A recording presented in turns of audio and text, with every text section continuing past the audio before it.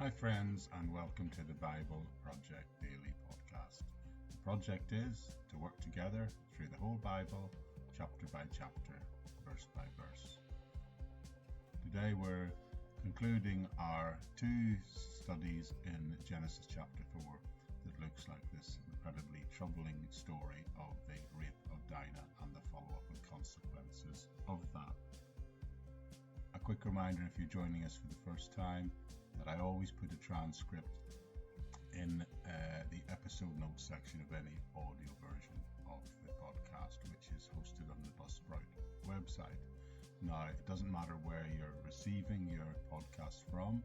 If you've subscribed on iTunes or Spotify or whatever, within there should be a link to the episode notes. If you happen to be watching the video version, then there'll also be a link there to the audio version where you'll find those notes. They're there for you to use in whatever way you want to recap what I've talked about, or perhaps use them to create your own resources. They're in the public domain. Take with them with my blessing and do what you will. But anyway, that's it for now. We'll drop straight into the text and I'll see you again at the end just to give you a bit more of an update.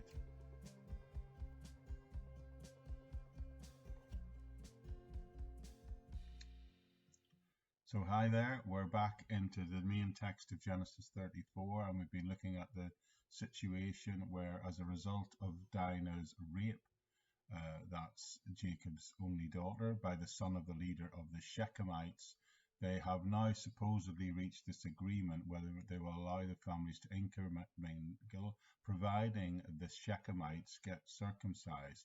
And the thinking is, well, if we do this and we deal with it in this way, then we can all live happily ever after.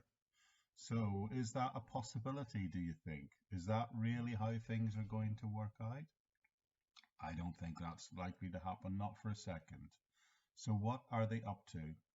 Well, if you remember, we found out last time that this whole plan was a deception on the part of Jacob's sons, particularly Simeon and Levi. I hate to be so blunt, but can you imagine the effect on all the men in a town of them all being circumcised at the same time? I'll say it as plainly as I can. They certainly wouldn't be in any shape to be a fighting force. Imagine it would be a bit like circumcising a rugby team or a football team and then expecting them to play a match the next day. So let's just pick up the text where we left off last time in 34, beginning again at verse 25. It says, 3 days later, while all of them were still in pain, two of Jacob's sons, Simeon and Levi, Dinah's brothers, took their swords and attacked the unsuspecting city, killing every male. Now, I would point out that would be their families, their individual tribes, and the men along with them, not just the two individuals. They put Hamor and his son Shechem to the sword, and took Dinah from Shechem's house and left. The sons of Jacob came upon the dead bodies and looted the sisters where the city had been defiled. So the rest of the brothers follow up and do the looting. So the men of Shechem, they're still in pain. They're disabled, to put it mildly. Can you imagine post-surgery, 24 hours later in those days? I'm sure even a significant number of them might have been carrying infections or bad reactions to the surgery.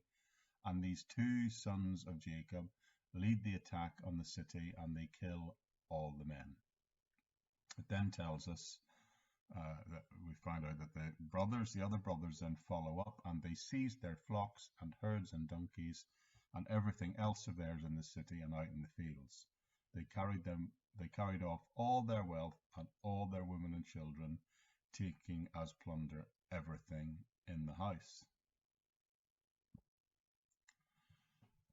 Now, I believe the text says that only two of the sons committed the massacre, but the rest of the sons certainly join in on the plunder later. And all that was left in the city after the Levi and Simeon had been there were the surviving wives and children, and they're taken captive, and they actually plunder the whole city. They've killed all the men, and now the brothers take the women and the children, probably making them slaves or at best servants. The point is here, they've taken everything. They've taken the animals, they've taken all the material things out of the house. They've picked this place clean. This was an absolute right. Let's just close off the final verses in this chapter. Then Jacob said to Simeon and Levi, "You have brought trouble on me by making me obnoxious to the Canaanites and the Perizzites, the people living in this land. We are few in number, and if they join forces against me and attack me, I and my household will be destroyed." But they replied, that's the sons, "Should he have treated our sister like a prostitute?" Now, one of the things we see here is we get a real insight into Jacob. However, before going any further, I think I need to remind you of how troubling it can be to approach on a chapter like this and approach it just in isolation. This is one of the dangers of when people approach a Bible verse, section, or chapter and study it in isolation. It's very important that when you do it, you place it in the context. If you study and look at what's going on here without remembering and putting these events depicted within this story, within the context of the entire book of Genesis, you are potentially going to run into trouble. It's always tempting to approach an individual text or an individual chapter in the Bible and try and pull something positive out of it. But that's not always possible, because sometimes a story or even an entire chapter in this part is entirely negative, and it's entirely negative. It's a negative part of a narrative contained within a larger story. So we've got to take it at face value, and that's what's going on here. These events are negative and they're just recorded for us. It does not mean in any way that God approves of what has gone on here. If we approach this chapter in isolation and fail to place it within the context and meaning of the entire book of Genesis, then we are in great danger of reaching the wrong conclusions. So let's approach it cautiously and deal face on with the problems this horrible story highlights regarding both the character flaws of Jacob and the sinful acts of his sons. He finds out what his sons have done, yes, and he's troubled, but do you notice he's troubled because the effect on his reputation and the possible future hostility from the other Canaanite tribes living in the region. His daughter got raped, and that didn't seem to bother him that much, did it? Yet he finds out his sons have done this massacre, and he's greatly distressed, but not necessarily at the massacre itself, but at the possible consequences that might flow out of it. He did not get upset, perhaps which he should have, because of their abuse of the circumcision ritual. This was a sacred rite, and they had used it and abused it to try and gain advantage over their enemies. Allowing these unrepentant pagans to get circumcised is a clear case of abusing the God-given right, and in a sense they are breaking the covenant that God had made with them. So this was a great disobedience to God, all of this. What bothers Jacob is, when you look at it, what bothers him, you'll see he constantly in this closing verses refers to himself and how these events affect him. It appears to me he's mainly concerned about himself, less concerned about his sons. At least they did feel that action was needed, and that they, as they said, they felt their daughter had been treated as a prostitute, and they felt that there should have been a response. Simeon and Levi, they were concerned about this sister. They're the ones who say, "Aren't you concerned about our daughter, your daughter, our sister?" And the answer is, if we're truthful, not really, or certainly not nearly enough. All right, we've reached the end of the actual narrative of the story, and we've unpicked the story verse by verse. So the question we have to ask is, what does it teach us today? How do we apply what's referenced here for us when we get up on a Monday morning? The point of this story is that when the sisters were violated, her brothers deceived the family involved and killed all the men in the city and plundered the property of that city. So what's the point in that? Is there anything we can learn from this? It seems entirely pessimistic? Well, to really understand that, as I said, you've got to understand some of the things that are going on in the book of Genesis. So let me make a couple of observations. I think when people approach the Bible today, they often want to hear something about themselves and to draw something out of it that they can practically apply. Well, that's illegitimate, except sometimes when we meet the Bible at own terms, its purpose is to teach us about God and not necessarily about us. Eventually it'll get round to something that we can pull out of it that will help meet our needs, but primarily some narratives are there to teach us about the Lord, or to stand in contrast to the Lord and his way of approaching things. And I suspect that that is the case here. So with that in mind, let me make some observation. So what's the point of the story? What is the point of this sad, sordid story? Well, firstly, at no point does it show approval of what the sons of Jacob did here. Just think for a moment about the contrast between this story and the other stories we've heard in the book of Genesis so far. For example, Abraham was seen to deal honorably with the Hittites when he sojourned in their land. Isaac behaved peacefully with the Philistines when he passed through their strange land. But now Jacob and his sons have become aggressors in a conflict with the local Shechemites. Simeon and Levi's unrepentant treachery stands in stark contrast to Esau and Jacob's recent moral developments, and also the more balanced way in which previous issues with local people have been dealt with by the forefathers. In contrast to previous incidents throughout Genesis, this chapter, notice, it contains no prayer, it contains no going before God to seek his will in the situation, no divine revelation is seen, no promise of blessing, and no, in fact, no explicit mention of God at all in this chapter. Most Bible experts believe that the thing that should jump off this page when you look at it is a stark contrast of how different it is in tone to all the other chapters, both before it and after it. When faced with potential conflict with other families, tribes, and nations, even prior to this, the people of God have been seen to deal honestly and honorably with other people. And you come to this story, and it's the exact opposite. The story is obviously not recorded in a way that suggests the Lord approves of any of what has gone on here. So that's an important observation, and take that and hold it. The second observation I would like to make is that when studied within the context of the whole book of Genesis, this episode explains why later Jacob will pass over Simeon and Levi when he gives a special blessing to his family. That's something that happens in the future. When you come to the story, having read everything else before it, you'll see the stark contrast to the other stories, but as we go deeper into the book, it is going to become more obvious that this story has had a profound effect, particularly on the two men who instigated the attack and initiated the plunder.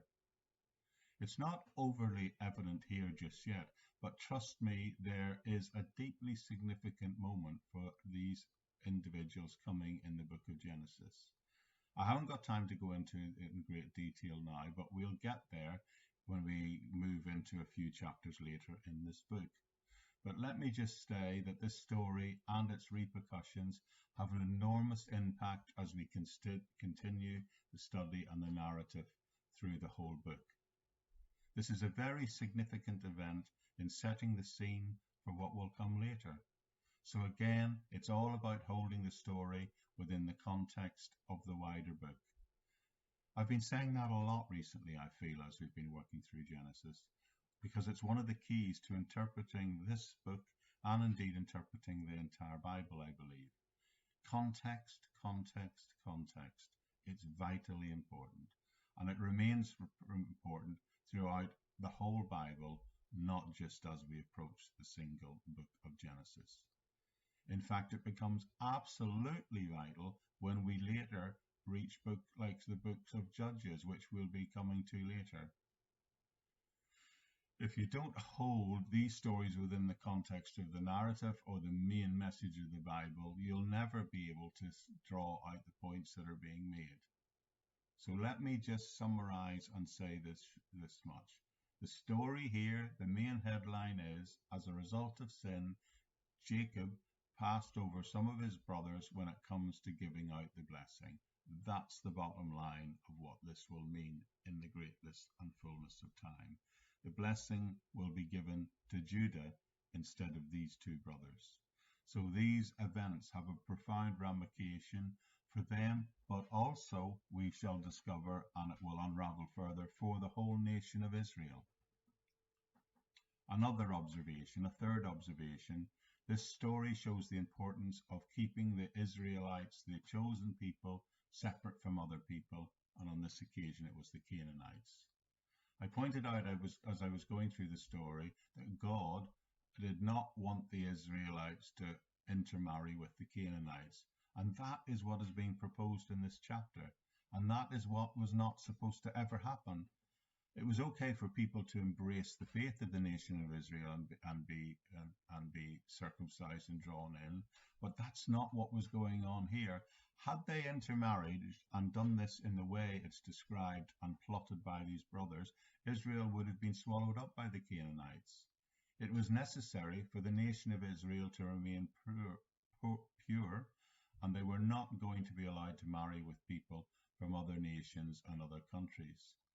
And the use of the name of the nation as Israel, used here for the first time of the nation, indicates that the writer of this account, who is Moses of course, had a significant understanding and recognition of the deeper values and the implications of the event that he was recording here.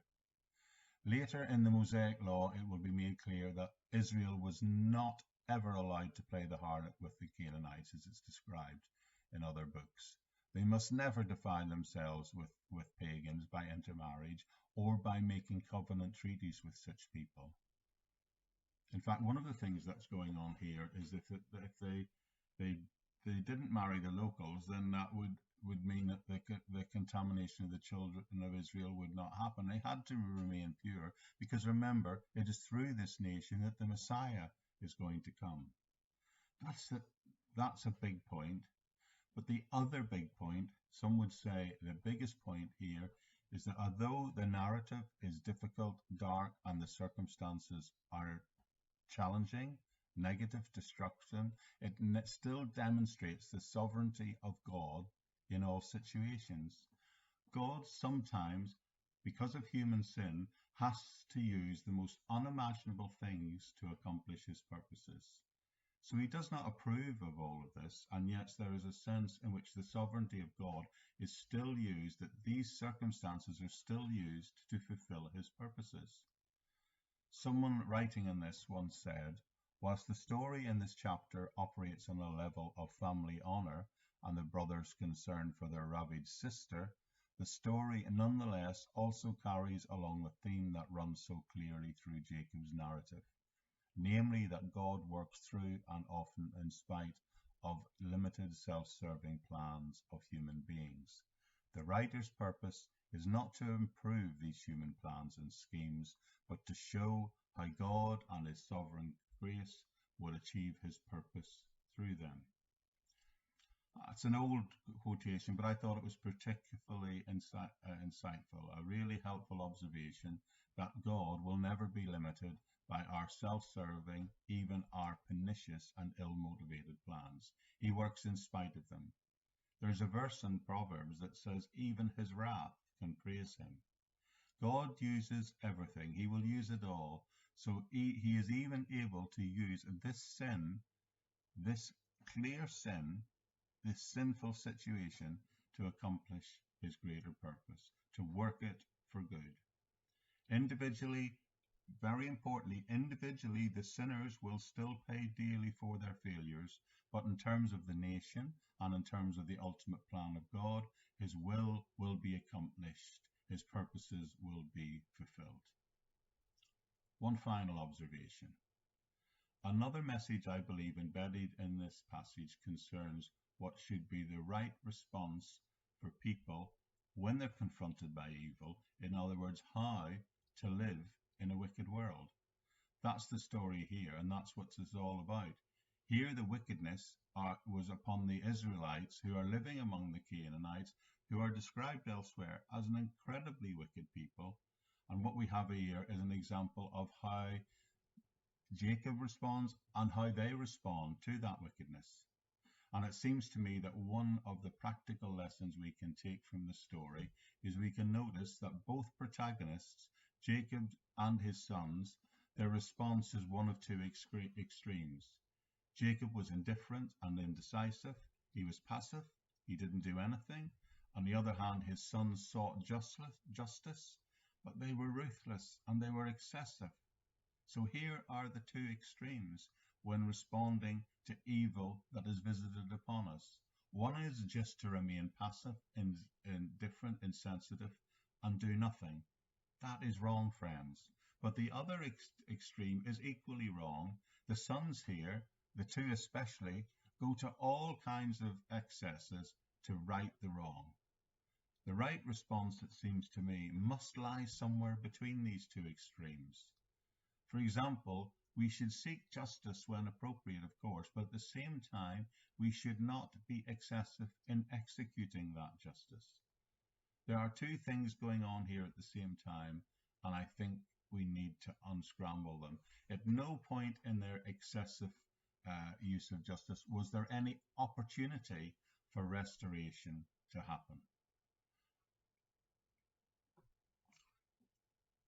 We do need to recognize that Jacob, fundamentally, at the end of the day, should have protected his daughter. He knew he was living amongst an evil people, and but yet when things went wrong, he was too passive. And the point I want to make for us today is we must also go to neither of these two extremes. Don't be passive, but don't be too over-aggressive. Rather try and find and do what is honourable, honest, and deal with the situation like God would do, trying to find that middle ground where we can express truth and justice, but allow the opportunity for mercy and forgiveness. So let me conclude by quoting what I think was said well. I found this on the internet. Attempting to destroy or punish evil through lawlessness or unrighteous acts should not be confused with righteous indignation. Rather, the righteous must seek justice and oppose evil in a manner that brings honour to the Lord and his covenant. So the right response to evil, friends, is to try and figure out a response that honours the Lord and does what is right and seeks justice, but all at the same time. In other words, try and deal with the situation the same way as the Lord would do. Okay, friends, that's it for today. I hope you found that helpful. We'll be launching off tomorrow, and I hope you'll join us in a new chapter, chapter 35. I'd like to remind you that within the episode notes of either the audio or video, there should be links there to all the various ways you can connect to my ministry. Not just the Facebook page and the YouTube channel, but the actual podcast website itself on Buzzsprout, along with my Patreon account. If you feel that you value this ministry and would like to support it, the way in which you can connect there, and through that you'll get access to lots of other resources that I only make exclusively available to my patrons. By becoming a patron, or even just by sharing or liking or reviewing this podcast, you are enabling it to be more widely seen, and you are also enabling it, I trust, to remain on the internet indefinitely, and to allow this resource to be free, to allow many, many more people from the thousands who already have made the decision to not only make the Bible part of the rhythm of their daily lives, but to make the understanding and the exposition of it part of their daily lives over this journey together through the entire Bible, chapter by chapter, verse by verse. But that's it for today. I hope you've found it helpful. It's been a very challenging chapter, hasn't it? and let's get back together and jump into the Word of God together very soon. For me, it'll be tomorrow. For you, whenever I see you. But that's it for today. Bye for now.